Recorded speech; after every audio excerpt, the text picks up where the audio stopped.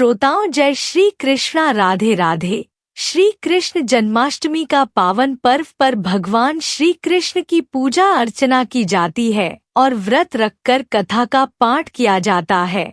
मान्यता के अनुसार जन्माष्टमी पर भगवान श्री कृष्ण की कृपा प्राप्त करने के लिए इस व्रत कथा को जरूर पढ़ना चाहिए।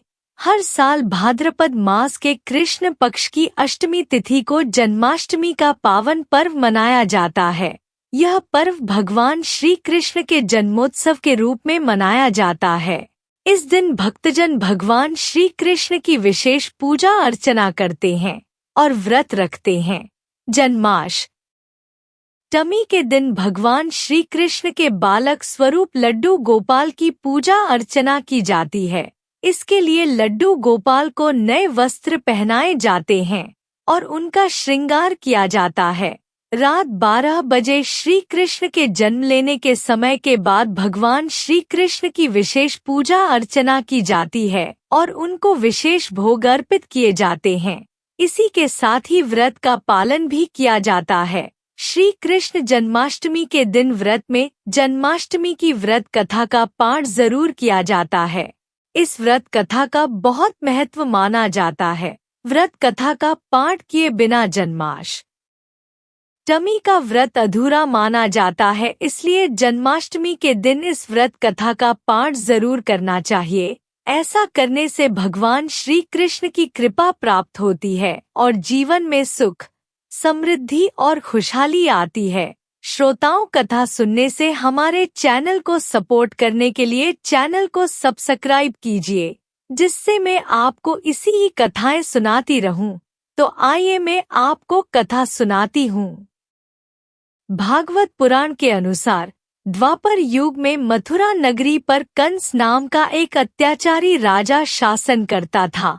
उसने अपने पिता राजा उग्रसेन को गद्दी से हटाकर जेल में बंद कर दिया और स्वयं राजा बन गया।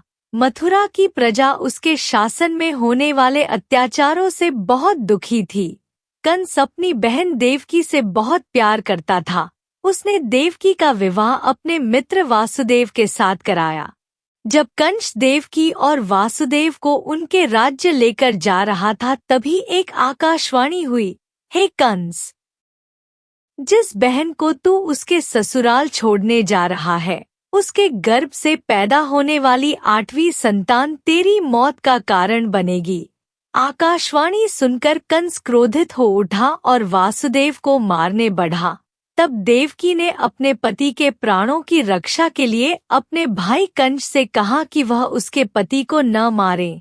उनकी जो भी संतान जन्म लेगी, उनको वो कंस को सौंप देगी। कंस ने बहन की बात मान ली और दोनों को कारागार में बंद कर दिया। कारागार में देवकी ने एक एक करके 7 बच्चों को जन्म दिया, लेकिन कंस ने उन सभी बच्चों को जन्म लेते ही मार डाला। हालांकि 7वीं संतान के रूप में जन्मे शेषनाग के अवतार बलराम को योगमाया ने संकर्षित कर माता रोहिणी के गर्भ में पहुंचा दिया था, इसलिए ही बलराम जी को संकर्षण भी कहा जाता है। आकाशवाणी के अनुसार माता देवकी की 8वीं संतान के रूप में स्वयं भगवान विष्णु ने कृष्ण अवतार के रूप में पृथ्वी पर जन्म लिया। ठीक उसी समय माता यशोदा ने भी एक पुत्री को जन्म दिया। इस बीच कारागार में अचानक प्रकाश हुआ और भगवान श्री हरि विष्णु प्रकट हुए। उन्होंने वासुदेव से कहा कि आप इस बालक को अपने मित्र नंद जी के यहाँ छोड़ आइए और वहाँ से उनकी कन्या को यहाँ ले आइए। तब भगवान विष्णु के आदेश से वासुदेव जी भगवान कृष्ण को सूप में रखा और उस सूप को अपने सिर पर उठाकर नंद जी के घर की ओर चल पड़े। उस समय भगवान विष्णु की माया से सभी पहरेदार सो गए और कारागार के सभी दरवाजे अपने आप खुल गए। यमुना नदी उस समय वर्षा के कारण गहरे उफान पर थी, पर उस समय यमुना जी ने भी शांत होकर वासुदेव जी को जाने का मार्ग दे दिया।